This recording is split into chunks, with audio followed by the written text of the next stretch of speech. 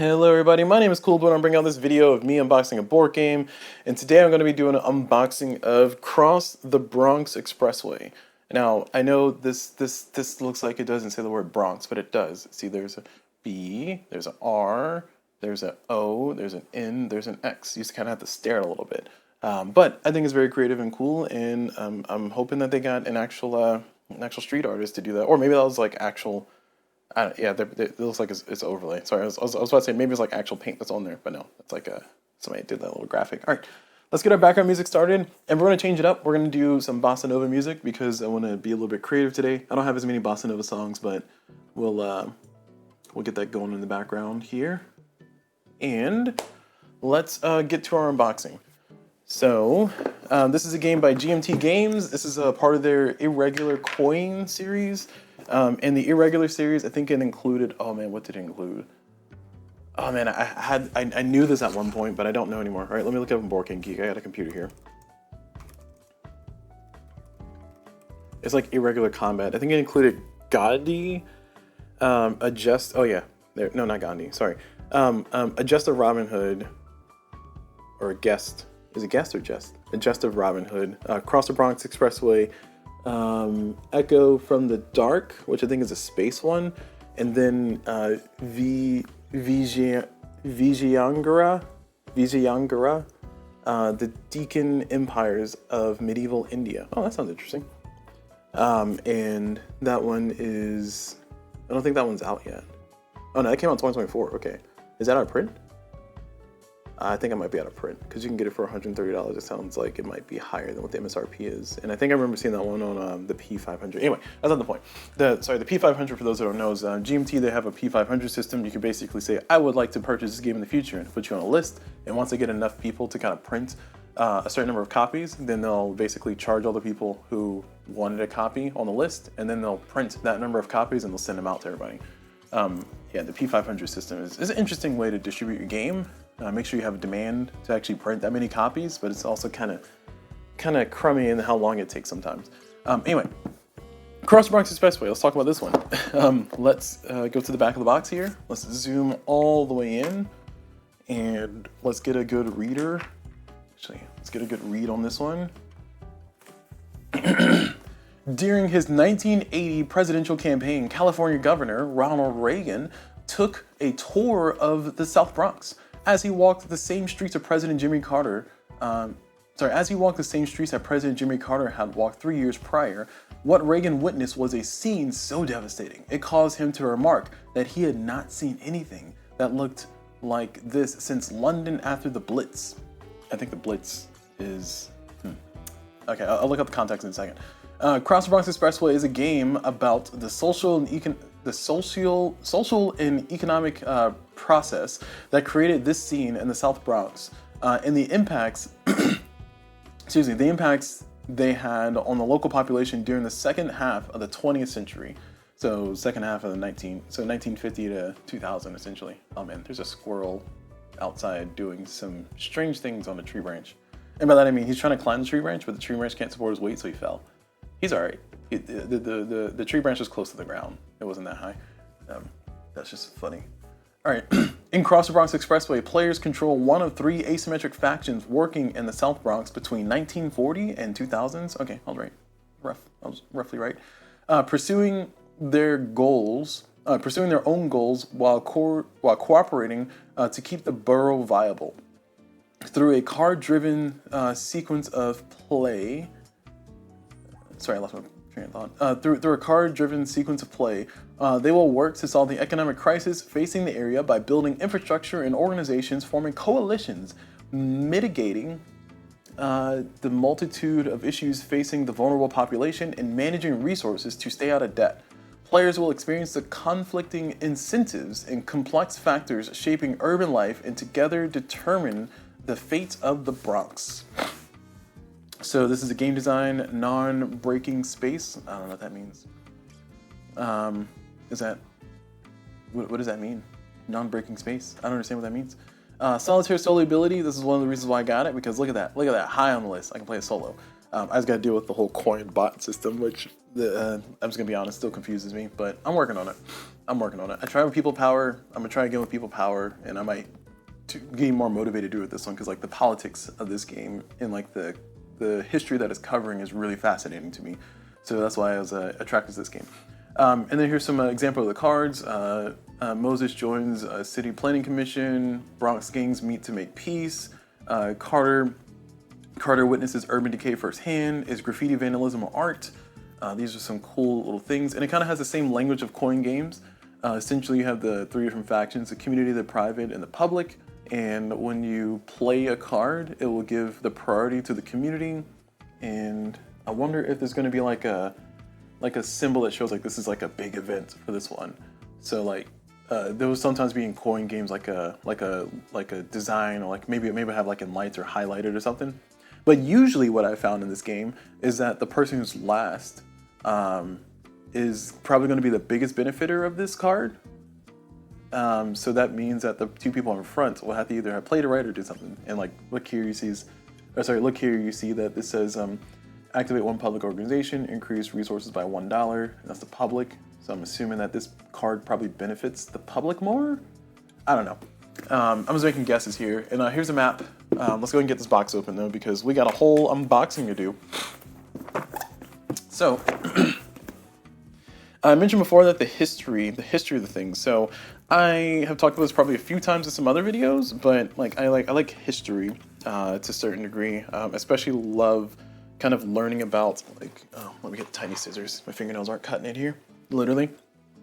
I especially like kind of like history of, I don't want to say untold stories, but just learning that there's some things that either, I didn't want to say when was buried, or things that maybe should be common knowledge but aren't, things that make sense when you think about it, but initially you didn't really know. Oh my gosh, I'm trying to, all right, I clearly cannot multitask right now. Hold on, tiny scissors are working. It's just, trying to make it towards not damaging my box here. There we go. Thank you, tiny scissors. I appreciate you and your existence. Sorry, going back to what I was saying about history though, I do like learning about history, especially American history, because it's very, I don't know, it's very incomplete. And by that I mean like there's official sources that really like gloss over certain things. Like in the American public education system that I grew up in, I am in my mid-ish 30s. I'm sorry, that's too old. So, I'm not like super old in the world, not super wizened, but as an American, I can definitely tell you that I learned things like, the Pilgrims came over, and then when they came over, the Native Americans saw they were struggling, so then they had Thanksgiving and gave them food, and then the Pilgrims and the Native Americans existed perfectly fine. And then I played something like Comancheria, and I was like, oh no, they did not, they did not peacefully go by. Things were very violent. There was a lot of war. There was a lot of treaty breaking from the eventual United States and Manifest Destiny, all that stuff. So learning about those things has been a fascinating thing. And whenever I have a board game that can kind of teach me those things, kind of, I don't want to say unabashedly, but just give me history, give me context, and put me in those positions to like either see it from the side of the person who has the power, trying to do the thing, something like John Company, or on the side of the persons who are kind of facing the boots of the imperialism machine that America is and was, things like Comancheria, or just playing something like Fire in the Lake. Just to kind of see like, hey, this ambition that comes from the United States trying to do what they're trying to do in Vietnam, because Fire in the Lake is about Vietnam, and just watching it kind of fall apart and watching the different factions are motivated in different ways. And it just becomes this whole thing of like, okay, on the one hand, we don't want to lose troops in Vietnam, but on the other hand, the people who are fighting in Vietnam want these certain outcomes because it's trying to help their people, but they also are trying to like, pull each other down. So they're not as much friendly as it might seem. And it just becomes this whole thing of like, wow, there's like so much depth and there's more nuance than just, Vietnam bad, America good. It was way more nuanced than that. And yeah, the United States lost the Vietnam War for a reason. Let me just say it that way. So going back into here though, and I'm not afraid to say that as an American, like I love my country and everything, but also I need my country to be honest with itself. Just like we're probably gonna lose the war in Iran. We're in the process of it, so we'll see. But current politics aside, we got the three different books here. We got community, private, and public. I do like that these are kind of designed in a way that looks very, very like low budget. This is like a political committee, or sorry, a community printer, like the library printed this out. Like I do like the plain look. I wonder if they went back and looked at some old documents and saw this, but this feels very like I got this from a community board meeting or something. And on the inside, it looks like it's, you know, just kind of following the standard, standard language of different things. And there's a lot of information here. Holy crap. Are these the player aids? Ain't no way these are the player aids. It says public orientation guide. So I'm assuming this is like guiding you through your first game. I don't know. All right, I'm making guesses. Let me get the rest of the stuff out of the box before I continue looking at things. We got the rules and regulations. We got a historical record. Ooh, this is thick. Oh my gosh, is this thicker than the... Yes. Yours, give me history. Oh man, I'm never gonna read this probably. But I might spend a day just like reading through this and looking up stuff. This is what I wanted. I wanted this. This is what I wanted. Give me all the stuff you research and show me information about it. And I'm pretty sure these might be like the different cards. So like of all the different cards that exist, there's probably this is probably just given the historical context, because the coin games have done this historically in their past board games. So yeah, this is very likely the card reference and explaining what they were, what happened, some historical things, and maybe even give some recommendations for further reading. I'm not sure. Oh hey, yeah, nice, perfect. Selected works of bibliography. Cool. All right. Looking forward to looking through that and kind of dig into that. Again, I was going to try to pull everything out first. All right, these are the player aids. This is a non-player aid, so I'm assuming this is for controlling the bot. Here we have some cardboard bits. We'll look at those a little bit later. And over here we have the board, the mounted board as I call it. It looks like it's a 1, 2, 3, 4, 5, 6, 7, 8 panel board. A panel, for those who don't know, because I learned this recently, a panel is just one of these little bits of cardboard. So this is 8 of those panels make up this board, and that can kind of tell you the length and the width of the board. Well, not the length and the width. Well, I guess if you know it's like 3x4 panel. But there's 8 panels total, so it's probably a 2x4. We got a lot of wooden bits in there, a lot more wooden bits. Oh, these are chunky cubes. Oh my gosh, why are these cubes so chunky? We got some giant nude cubes, I guess, and then some pink cubes, some pawns. I'm assuming these pawns are for like primary action, secondary action type stuff. The coin games kind of use that. And there's a die in here. Oh wow. Oh, this is not a. Oh, come on, GMT. All right, you know, I'm gonna talk junk about this in a second. All right. So we got cards, and these look like these are standard size cards. I think a lot of the games in the coin games are standard size cards. We'll see how many cards there are, and I'll try to get matte sleeves for these, even if I have to go spend an extra $1 or $2 to get that done. Some bags, and then down here we got our insert. Nothing under it, nothing special. Cool. Neat. I'll probably remove this from my storage solution, because you know I'm going to try to do a storage solution here soon. But let's go and look at this die, because I want to talk junk. I got to talk my stuff here. So I just want to point out that we exist in the time of our Lord 2026, as the cool kids say sometimes. This is a dice. This is a die, and you see that it's not engraved. Why is this not engraved? Like I don't understand.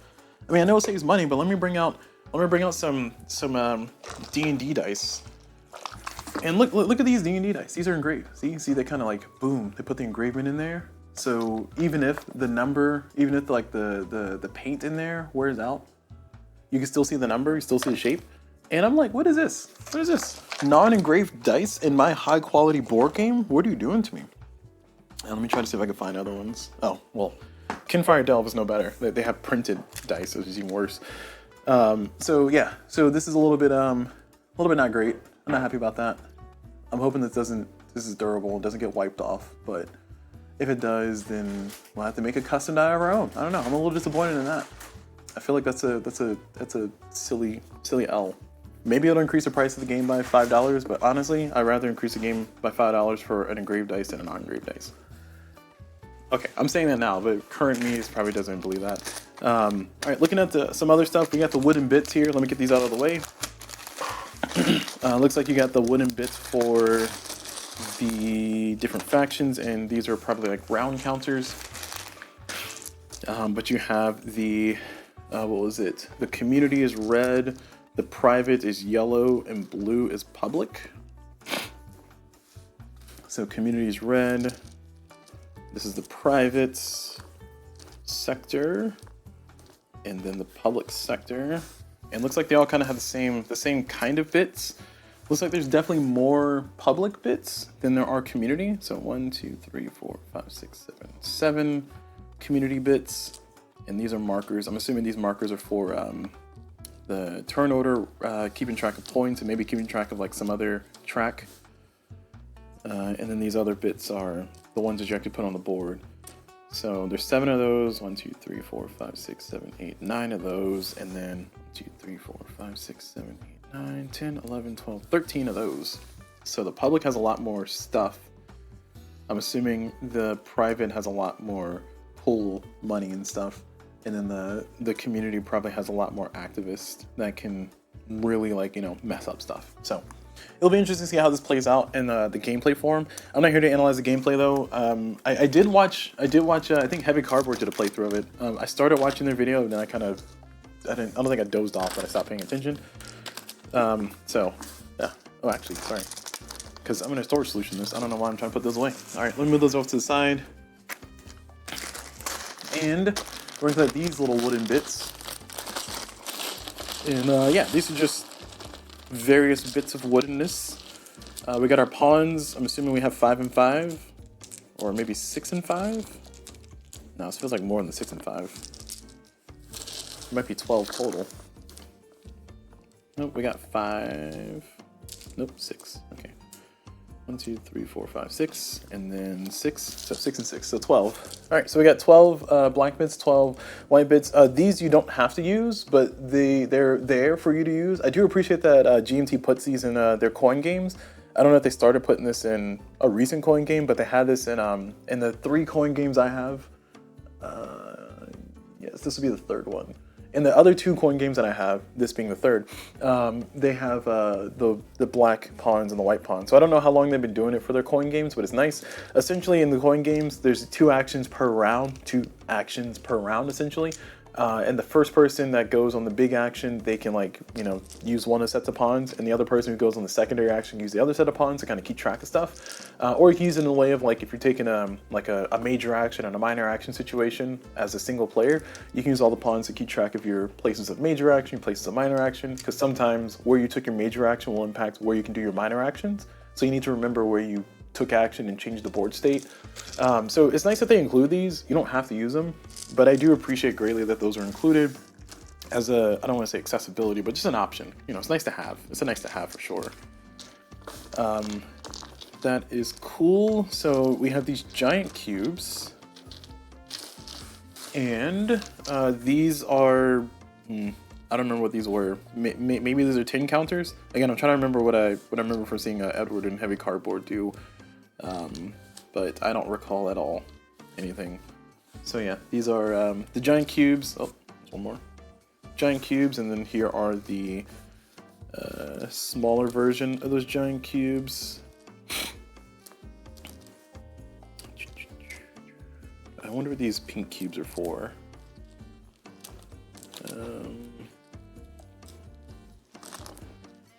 There we go. So we got our 3 sets of cubes there. I don't know why I separated them, because I'm gonna storage solution it anyway, so it's probably gonna get mixed up here shortly. That's all that. So get those off to the side here. Just have a chaos bucket of pieces. All right, so next up, we have our little books that we were trying to look at before. So I mentioned before that these are like community orientation guides, or at least that's what it says here. I made a speculation that maybe this was kind of like guiding a player how to play the game, and I think that is what it is. It's kind of explaining what your role is. It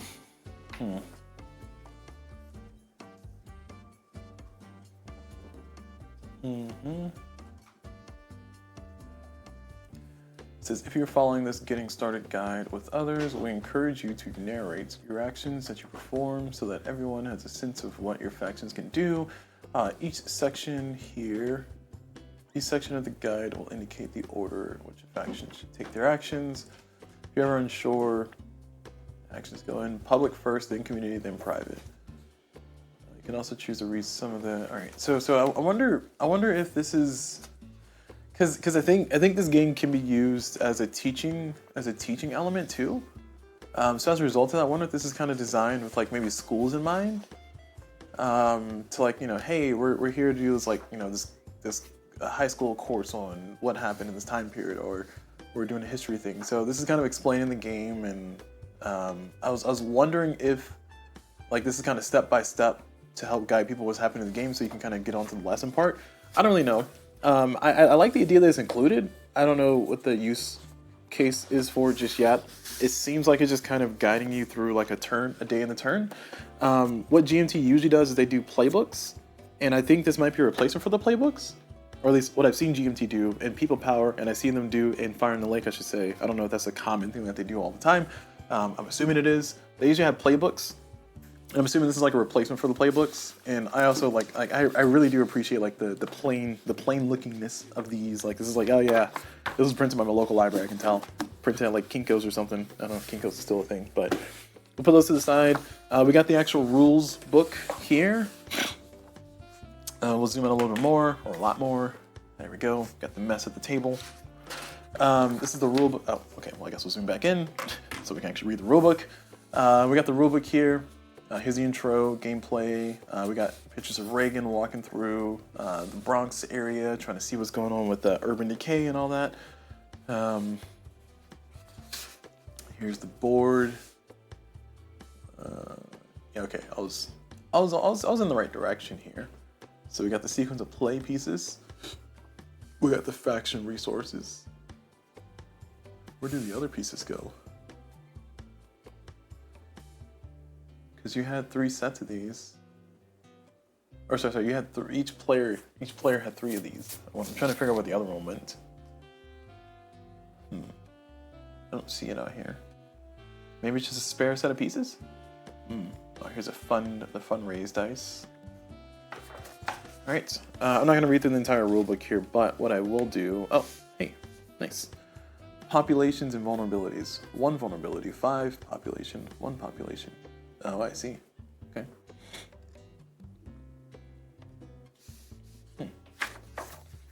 Alright, I was hoping that maybe we'll talk about the orientation books. I'm going to zoom out a little bit so we can get a little bit... Yeah, there we go. Try to get a little bit better view of the entire book and get our focus together. And we'll kind of keep going. Sequence of play, factions and actions, winning and losing, achieving goals, golden rules. And then back here, non-player example of play. So these are all the different segments. This thing is thick. Like I don't know if I like that. I mean, I will say that from what I've played of Comancheria, which is a GMT game, from what I played of Fire in the Lake, from what I played of People Power, between Fire in the Lake and People Power is the only one that I've actually made it through a full playthrough solo. And even then, it was kind of touch and go because I think I played some of the stuff wrong still. I will say that the rulebooks were descriptive, a little bit scattered for my taste, but they were at least labeled. So if I was looking for a specific action or a specific thing, I could eventually find it if I just kind of looked at the titles and used as keywords to find, and then I could find what I was looking for in that section. So I don't know if this is better or worse because I feel like I'm gonna have to do more searching. However, if I just play the game and then kind of try to go with the flow of it, try to follow the guidebooks, the playbooks, then I think I might have a better time. But they have a glossary back here. I do like the fact that there's an entire section dedicated to a non-player example. I don't know if this game will have the bot cards. I guess we gotta look at the cards to find that out. Maybe it does. Yeah, these look like the bot cards. Maybe they're simplified. I don't know. We'll find it out in a second. Let's go back to over here, see if they give a card count.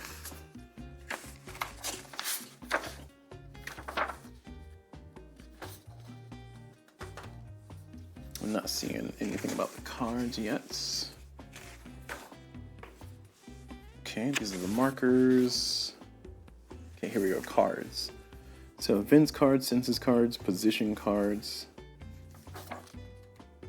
So it looks like we don't have a solo bot in card form.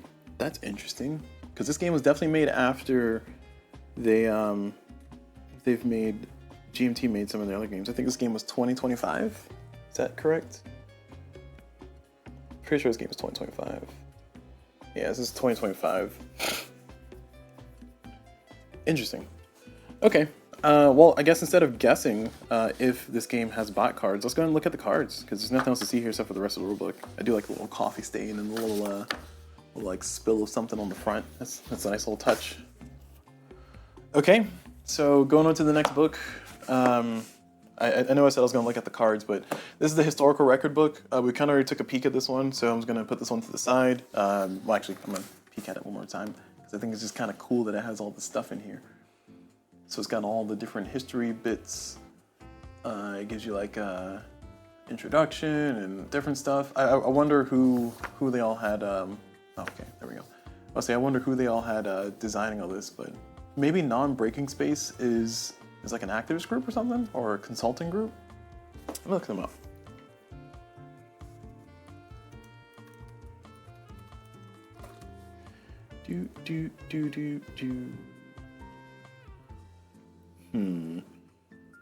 So it looks like Non-Breaking Space, their Board Game Geek page says designer of Cross Bronx Expressway, published by GMT. Thanks. GMT Non-Breaking Space.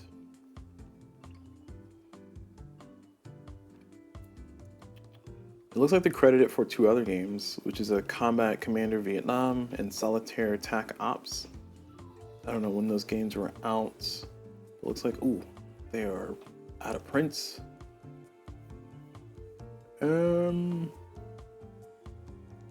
Oh, cool. They got Beyond Solitaire has an interview with them. Nice. I always like Beyond Solitaire's interviews. So let's see. Let me continue here. So it looks like they're doing like a voice interview and they're talking about the history of stuff. And Non-Breaking Space tells us about his upcoming. Okay, so I see Non-Breaking Space is somebody is the name of a group, name of a person, pseudonym. Tells us about his upcoming game from GMT Cross Bronx Expressway, and it interviews players to build up.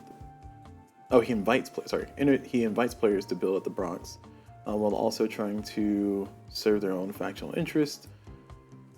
Okay.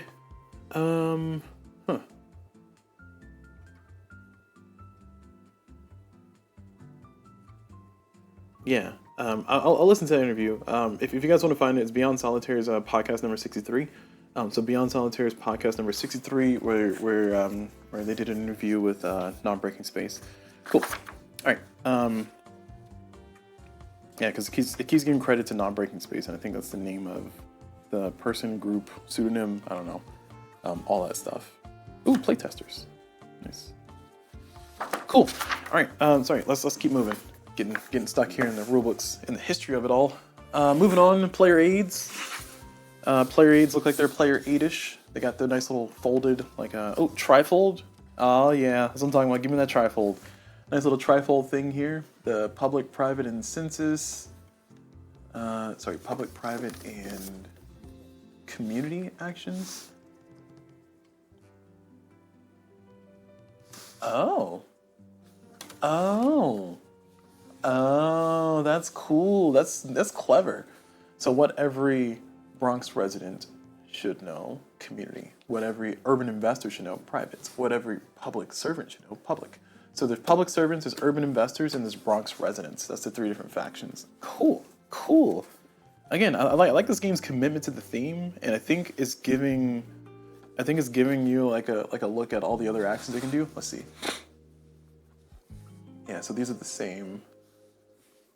And it gives you their objectives of what they're trying to do. So that's nice. I always appreciate it when it gives you there's a lot of information, but clearly, but I always like it when they kind of give you all the information for everybody, and everybody has their own individual way to see what their opponent's trying to do, what actions they might take, what does that action even mean, and it helps you kind of keep accountability too. When somebody takes an action, maybe they might have misinterpreted what the thing meant. You can say, oh no, for you community, when you do a thing, you're supposed to do this instead and not that. And I do like the visuals are included. That's one of the things that I think was missing from maybe People Power. There weren't as many visuals on the player aid as I wanted. Actually, I don't think there was any at all. but it just kind of explained in words what happened, and that was a little it's an easy win to include, like, you got all this space, put a little graphic. That's perfect. So it shows like the symbolism that you probably see on other cards and other abilities of like activate one of these and then remove one of those and then do whatever that is. So cool. Neat. Looking forward to diving into those. We're almost there. Non-player aid, the golden rules. So this is for the non-player aid. I'm hopeful that they'll have cards. I kind of like the idea of the randomized cards that kind of come out at a different pace and you play them and you do your thing, as opposed to like a decision tree. But again, they might have cards included already. I just don't know yet. It looks like they actually might, because I think this is the same chart that they use for the card system. So let's go and look at the cards. The thing I kept delaying for so long. So we got 2 little sets of cards. Let's go and open up this one first. I think these are all the event cards.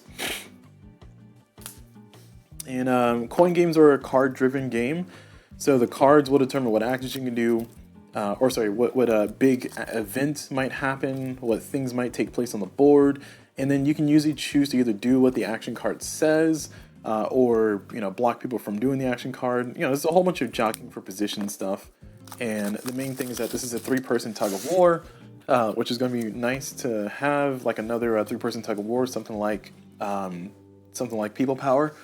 I think Cuba Libre, is that a 4-player or is it a 4-player or 3-player? Right. Oh man, there's a squirrel attacking my bird feeder. All right, 1 second. I'll be right back. Gotta get the squirrel to leave it alone.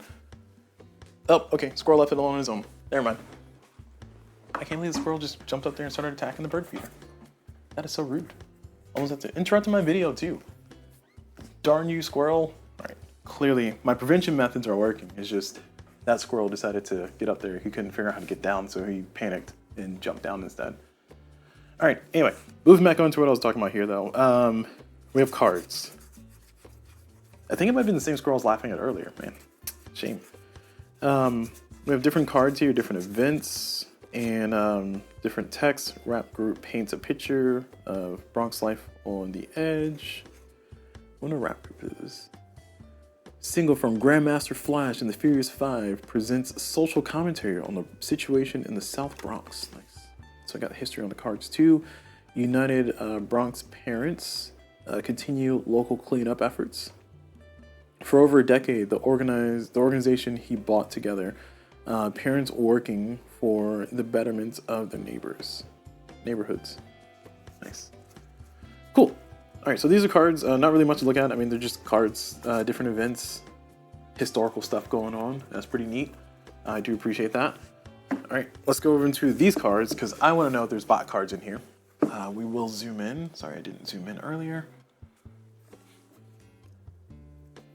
I was distracted by the squirrel attacking my bird feeder.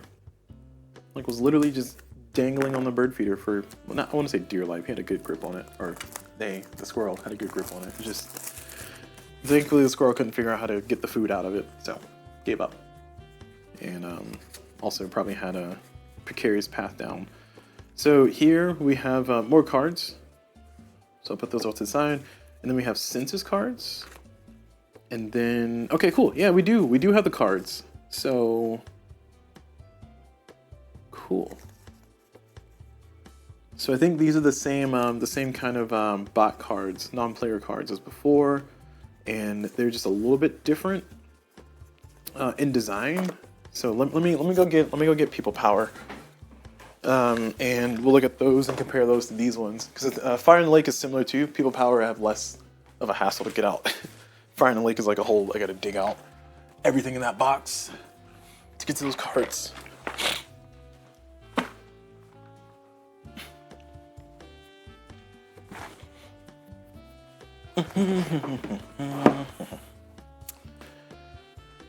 All right. Here we go. Back to where we started.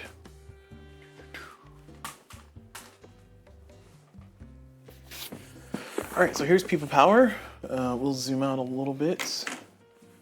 Here's People Power. We need the cards. And we can put the rest of it away. Are these the... Nope. Oh, yeah, they're back here. I see them. So People Power had the cards organized this way, and Fire in the Lake had it organized this way too. So I was expecting a design language that looked like that. If you kind of see, like, this kind of has it, I guess, a similar flow. I don't know, but it looks like they're sticking to the commitment of like the nice little produce in a public office type situation. So they have things printed out or written out on like lined paper and like budgets, and then do this, and then unhoused vulnerability service, unhoused population relocate, more than 3 resources service. So it's saying do this in the decision tree. So react, act, plan. I'm assuming that's kind of the different sections. I don't know how to read it yet, but on here is just basically a simple flow chart. So we started here. Our 2d6, roll 2d6, and is it less than or equal to available activist? And if the answer is yes, then the reformers would do this and then continue, kind of go along. If the answer is no, then they may be liable to flip the card to its more advanced. Actually, sorry, this is the basic side. I was on the wrong side. For here is government control in any 2+ population spaces. If the answer is no, then you flip the card. And then you would do this instead, or if the answer is yes, then you do this, and then, oh man, I'm misreading the cards. Jeez, you can tell that I'm still struggling with understanding the whole solo system, so hence why my playthrough of People Power hasn't gone live yet, because I still need to go learn better how to play the game.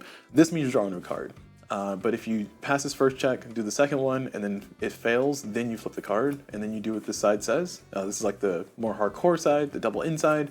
This is a single inside. This is a different card, same situation. So I was expecting to see a flowchart like that. That's what I was trying to ultimately say before I got so rudely interrupted by my own misunderstanding of how the system even works. And what I see here for the non-player cards is it looks like a different layout. So I'll be interested to learn how that works. And I don't know if it's still the same, do the first thing possible and then flip it. Maybe this is like a simplification of the system for the purposes of like bringing it into the schools, bringing it into like places, maybe like different activist communities or different people who maybe don't play as many hardcore games like this, who might want to learn the history about it, or we're interested just because it's on the shelf. Like, oh, that seems like a cool topic. I don't know. I'm making a lot of guesses and speculations. I'm just kind of curious as to why the flowchart for the non-player cards looks like this instead of that. Again, Fire in the Lake had a similar system, looked exactly like this as well. This one, thematic purposes, I don't know. Okay, all right, enough speculation. Let's go ahead and get ready to end this video because I have yapped on for a very long time. Oh man, I haven't even started a storage solution. Ugh. All right, well, we're not going to end the video because I got a storage solution first. These are some census cards. And all it's the same. I can't read that. So quota, corrections, audit, objectives, reset. So 1950, 1960. These are all the same. Huh.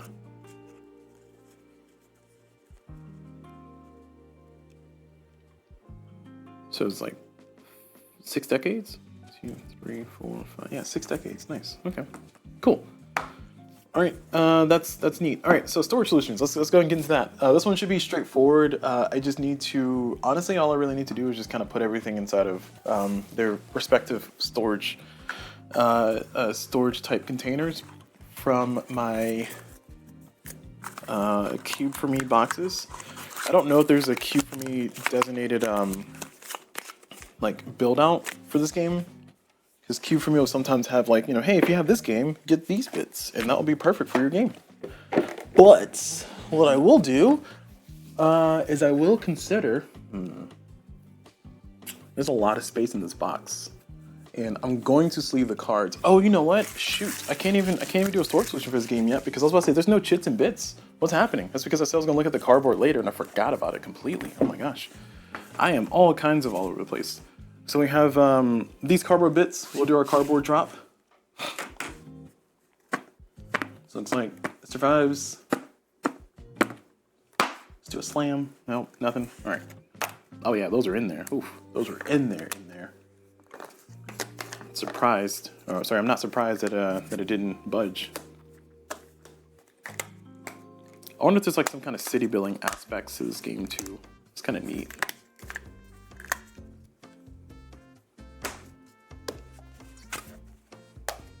All right, so we got more here. This is from, what is this, the private sector? Yellow private. And then we got finally the community.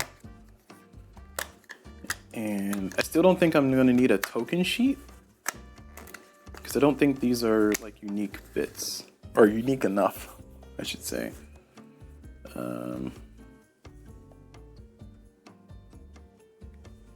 Yeah, it doesn't look like they're unique enough. So we have SOC, I don't know what that stands for.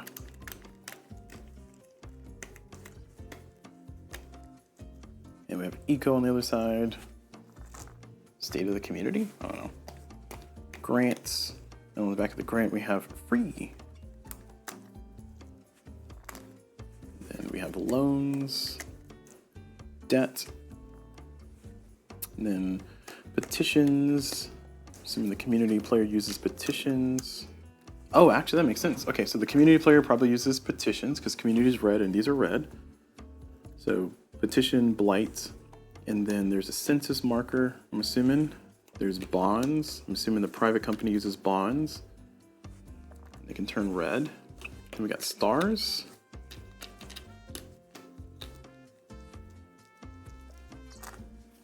Okay. We got whatever this is. 1, 1.5. Oh man, I'm sorry. You guys can't see some of this stuff I've been putting on the table.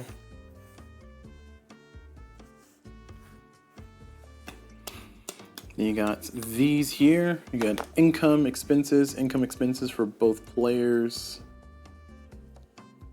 So I'm assuming you gotta manage that to some degree. So those are counters, markers for the track, I'm assuming. Losses, I'm assuming that's a marker for the track. And then these are stars, assuming are markers for the track again. And then you got these 5 cube pieces. I don't know what those are about. Okay, so now we finally got the cardboard, and now we have a better understanding of what all we need to put away. Zooming out to the chaos on the table here, this looks like I need to use one of the wells. So what I'll do is I'll go ahead and get up and get one of those. I'll also get my card trays. And like I said, I'm not going to use one of the token display things because these bits don't seem like they're that unique. It seems like it's kind of like a stack or a grouping of them, and it'll be kind of a waste to use one of those. So I'm just going to grab this here.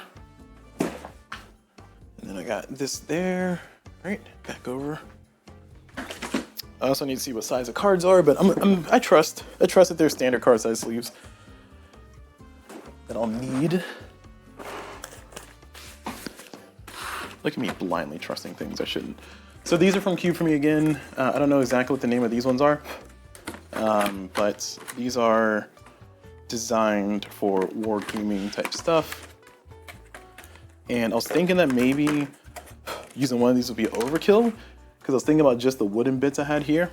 But then upon opening the rest of the cardboard, it became clear that these trays are going to be perfect if I can get it out of the... Oh my gosh.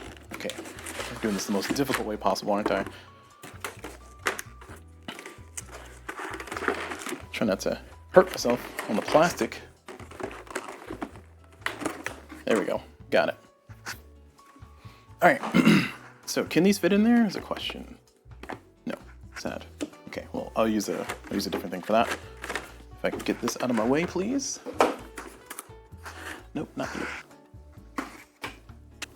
Sorry, my headphones are fighting my microphone.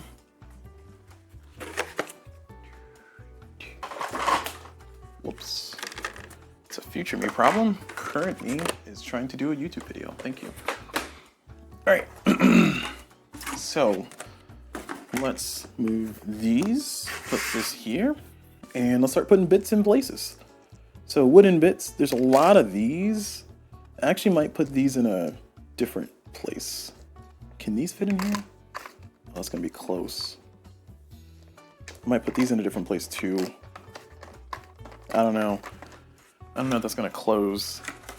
I feel like it's too tall. It's not too tall. It's not confidence inducing. I guess it should be fine. Alright, I might need to reconsider this. Because if all these little bits here on the side, I might be better served using individual card trays instead as storage. So what I mean by that, again, I got all this stuff, I'm not gonna put anything, is that I might be better off using like these to hold on to those, and that way you can kind of have all the bits in one spot. And I think this would be plenty space for all these bits. Oh yeah, it's gonna work. It's gonna work out. It's all coming together.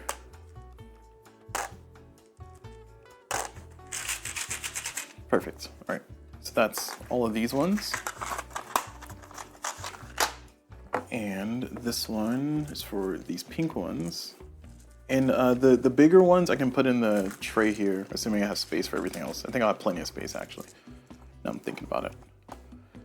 But originally I was going to try to put these bits inside of these individual spots, but that'll be so annoying to get all those pieces out. This just makes it a little bit easier. And I assume I'll have plenty of space for like the board and everything else. So it probably won't be that big of an issue. All right. So not the most space efficient with either of these. So I could also toss some more stuff in here if I really need to. Actually, I might use a different size. Use a smaller size one.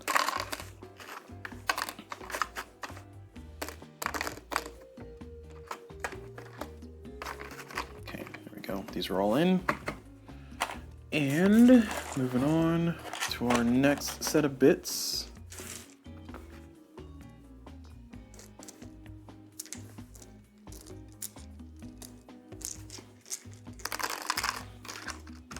That'll be fine.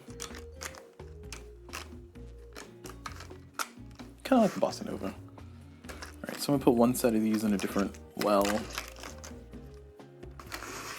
And we'll have those share space with the stars. And yeah, sure, we'll put these in there too. There you go. Okay, more stuff. Can't believe I almost let this video go without doing a storage solution. That would have been like blasphemy at that point, man. I'm slacking, I'm slipping. Sure. These are free grants, debt loans, bonds. Once I play the game, I have a better idea of like who all needs what and what can kind of go together. And then this is the census. Petition. All right. What else I need to put in here? Can this die fit in here? No, it's too tall. Okay. Well, the dice can't fit in here, so that's sad. Actually, ooh, that's a good idea. Because there's not a ton of bits going on over here, and I really hate to like waste the space, so I'm gonna do that. And then for these, I'll put these in this one and put that over there. Or I can actually put this over here. Seems to be related to money, right? And I can put these wooden bits in there too. All right, so we got a ton of space left. Again, I very well probably can put the rest of these inside of all this, but I just running into the problem of needing, wanting to have these a little bit easier accessible. Instead of having to reach to the tray every single time, I can kind of put these around the table where they need to go. I might use I think these might be too small. Yeah, this might be too small. I mean, this one would be nice too. There's too many nude pieces for it though. We'll see. Maybe they can stack. I don't know.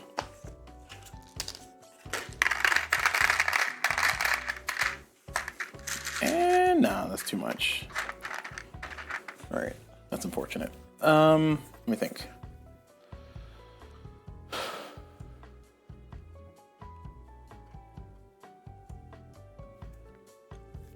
See, the difficulty is that I have all of this space still, and pretty sure these pieces aren't going to take up enough. I still feel that this is justified for me using this space-wise, because it kind of puts everything organized, it keeps it all separate, and it'll make it still easy to hit the table. We got 6 wells left. I mean, I guess we're using enough.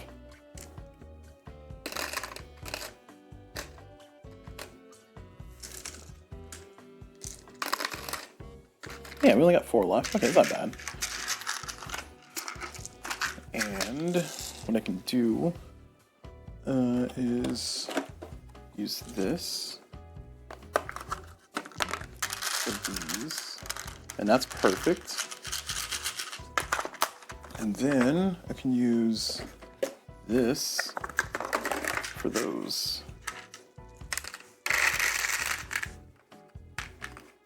And that works. Like that. Boom.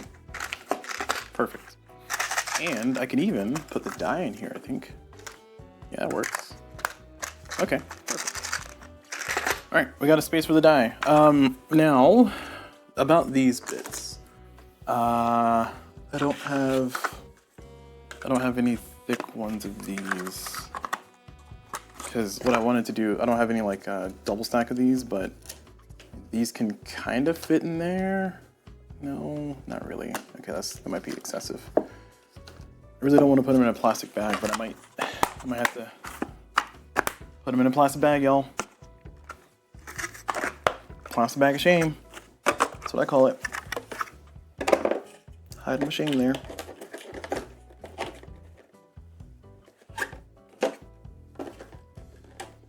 Well, that's not correct. All right, well, it's a future me problem. Current me is busy. So this works like that. Keeps everything nice and together. These are set there, and now we got to deal with the cards. So there are how many cards? Let's say there's 200 cards. Is my guess.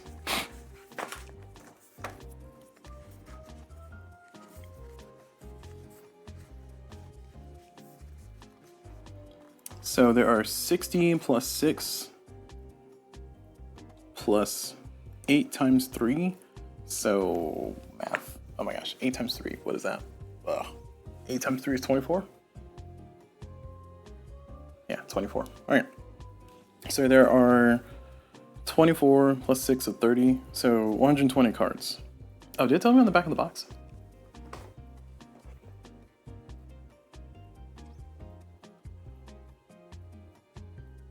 Okay, 96 event cards, 24 position cards. Hey, look, my math. I know how to math. That's 120. Cool. Perfect. All right, so 120 cards, so I need 120 sleeves. These Sleeve King packs, these are 110, which is kind of annoying, but this one's partially used anyway.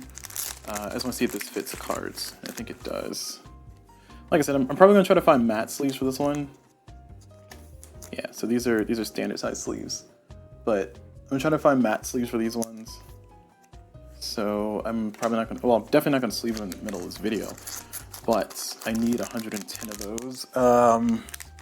I could run to my my friend the local game store and see if they have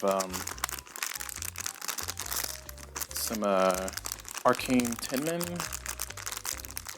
Oh my gosh, it's so loud. Oh, actually, if I'm gonna use arcane tin men, I have some arcane tin men sleeves over there. Let me go grab them. Because Game Genic, I don't know. I think Game Genic has started re-releasing their sleeves. So there's more matte sleeves from them. I just haven't been paying that much attention. Let's see.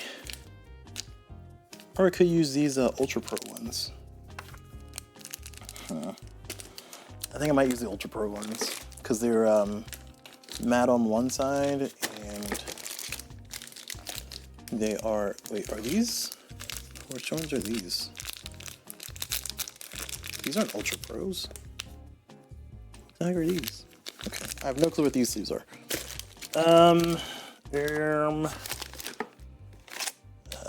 These are not Ultra Pros either. These are matte sleeves of some sort. These might be Game Genics. Alright, I got Arcane Tin Man, I'm just gonna use them. I don't know why I'm going through all this.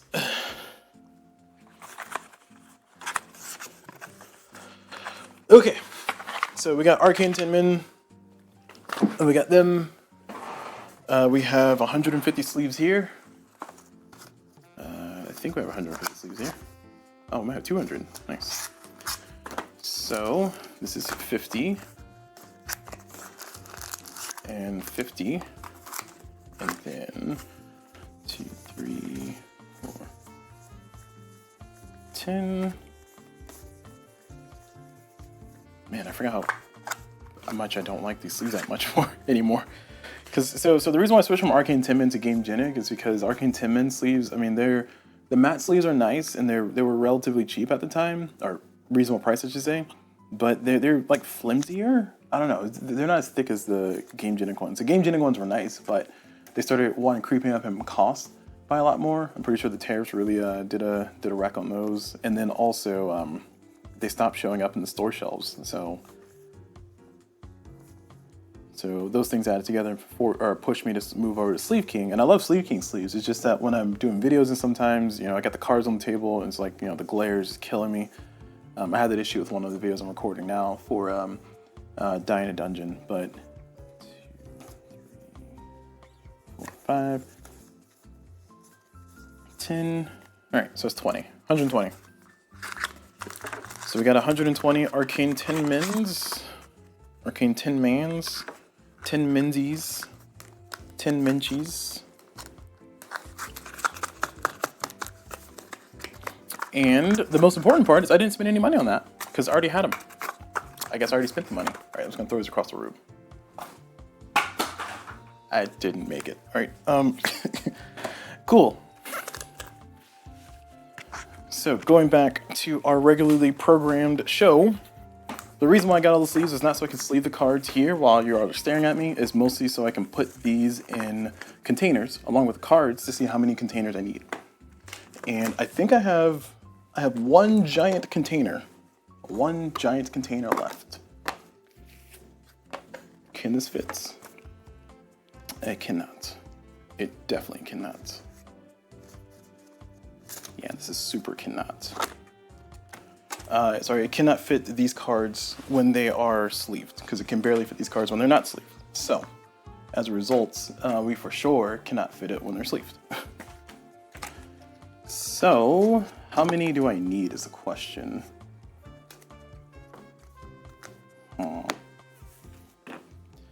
Can I use this at all? I mean, this will be nice, but I don't know if this is viable. I got plenty of these though, so I'll just use these. And oh, maybe I can use one for each section. Hold on, let's see. Here's the 1990s.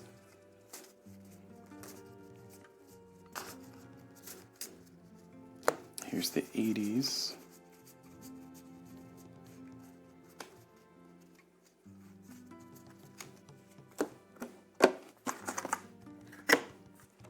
So I'm separating these cards here first, so that way I can kind of get a good idea of how much I can fit in one section. And this will really help with setting up the game too.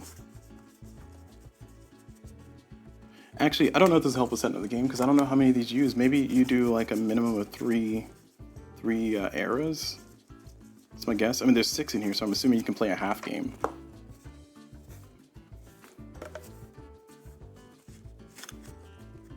Okay, so we got those. Let's go and see. Can we fit 2 of these in a box? 40s. 50s. So this, if there's 120 of these, no, there's 90 of these, and there's 6. So 690. Oh my gosh, nice.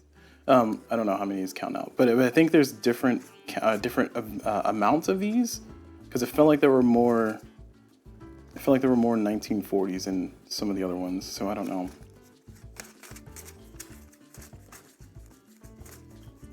$15.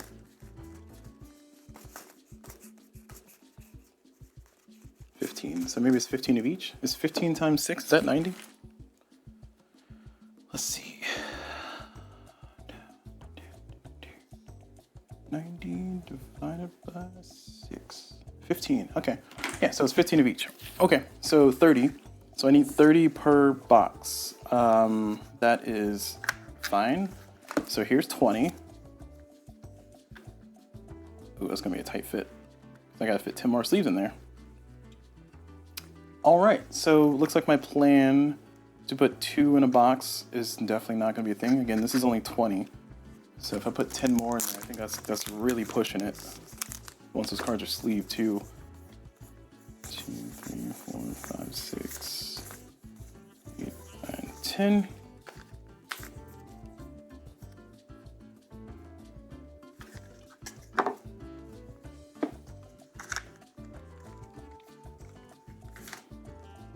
It might work. Yeah, 30 sleeved cards. I mean, 30 sleeve cards should fit in this. It should be able to fit 42 cards, sleeve cards. Should be able to. So yeah, all right. So 30 per thing. All right, this is gonna work. So I need 3 of these then.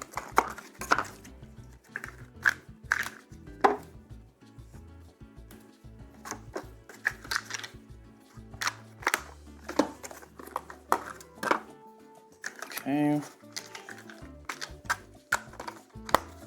There we go. We got them all.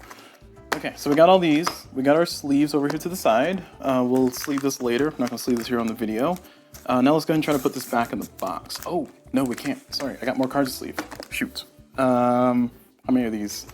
There are 8 times 4, 24 of these, and there's 6 of these, so 30 of these as well. So I guess I'm gonna put all these in the same box as well. So I need a 4th box. It's not bad. Cool.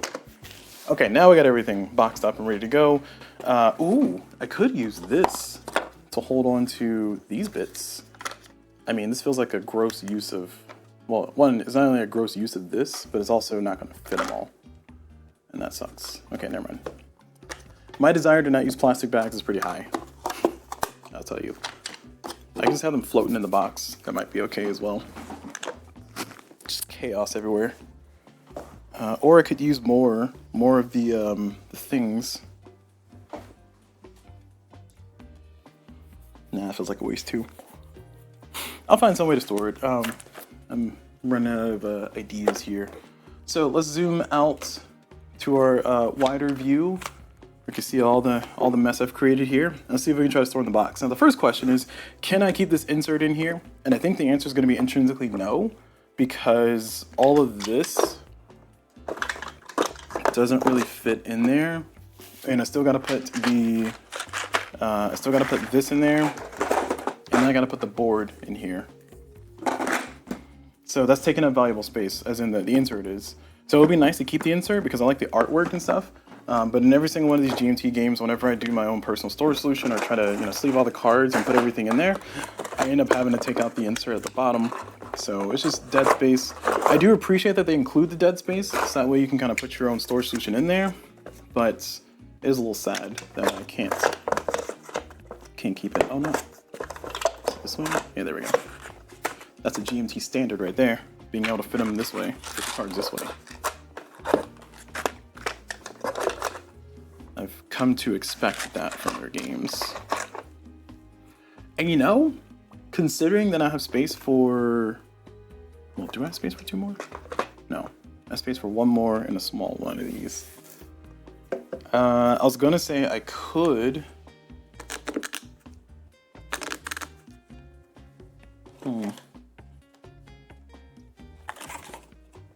Maybe this?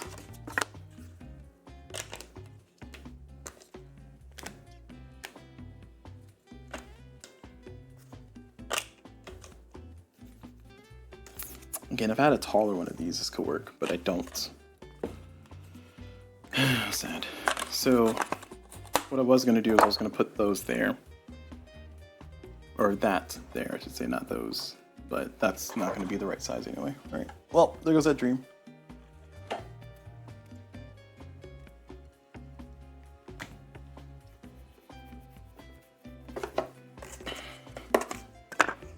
Now, I can fit one more of these, but again, still a gross misuse of space.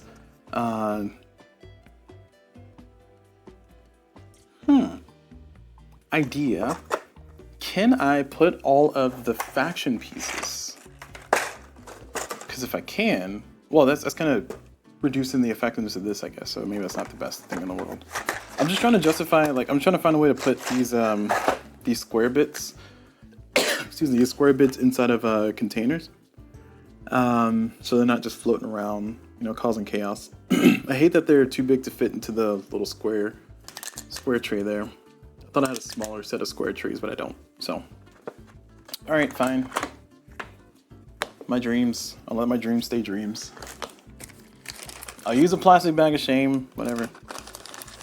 I'm probably gonna find some solution later and then like kick myself that I didn't think of it while I was on camera.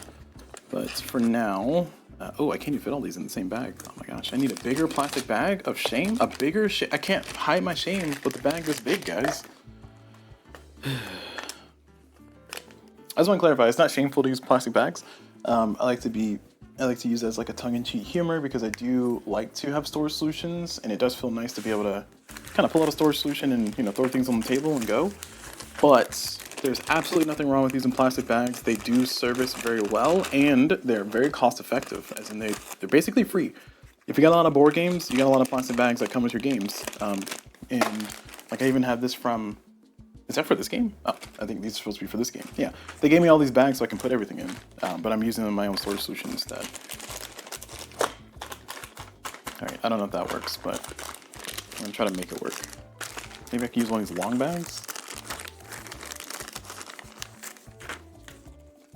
It's like a nice little long bag.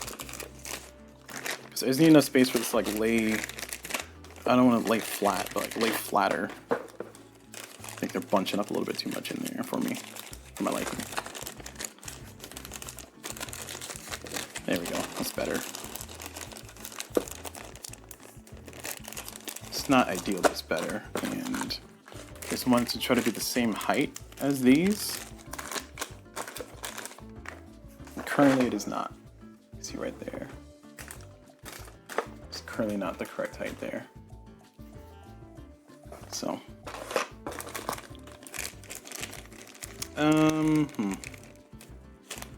I don't know.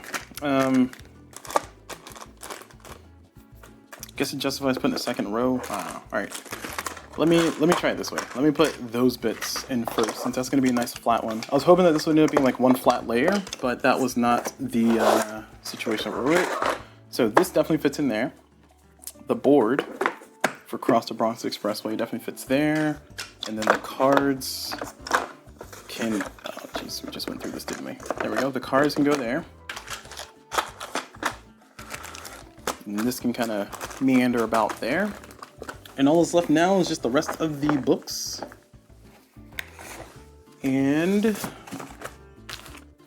we got ourselves a successful repackage.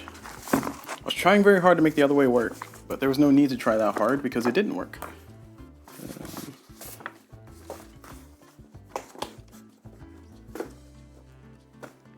There's like enough space for the bindings. One thing that's interesting about some of the games, some of the G&T games, they have like a bunch of books that come with, like manuals and stuff, and they have the staples on the side, the fold here, and this can sometimes be like thick.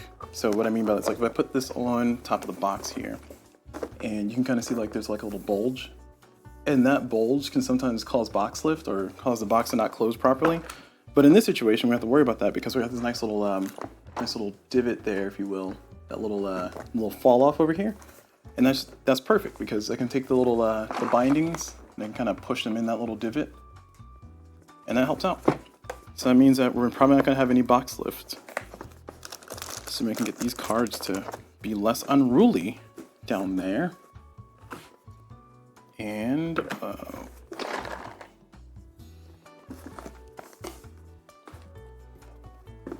finally, put the top back on. And we're at our final storage situation. So our final storage situation here, we have no box left. That's what I'm talking about. Everything is going to be sleeved. I got space for the sleeves. I got space for the board. I think GMT purposely packages their games to give you space for expansions and space for storing cards sleeved. So I do appreciate them greatly for that, giving me enough space for that. I also think that GMT Games does just aim to make their boxes like a certain size so they can all fit nice on the shelf, because I will say that People Power is the appropriate size. Sorry, I'm just gonna flash this here on the screen. That's my storage my box of storage boxes. But the People Power box you can see here is the same size as this one. And that is nice. I appreciate that, because it means that it sits well on a shelf. It looks pretty when you have all the games kind of lined up. And yeah, it just ends up working out with plenty of space. And similar storage solutions work for similar games. Well, similar games in the line, I should say, not. Okay, I'll stop talking. All right, so we're gonna go ahead and close out our video there. That's gonna be it for this unboxing of Cross Bronx Expressway. It took a little bit to get there. I almost forgot to do a storage solution, and that would have been devastating. I had to do a whole nother video or just buy the game again and unbox it again. Also, my box got beat up a little bit and I'm a little sad. Look at that. Sad corner. So yeah, so it's gonna be it for this video. So thank you all very much for watching. I hope you all enjoyed it. And as always, I will see y'all whenever.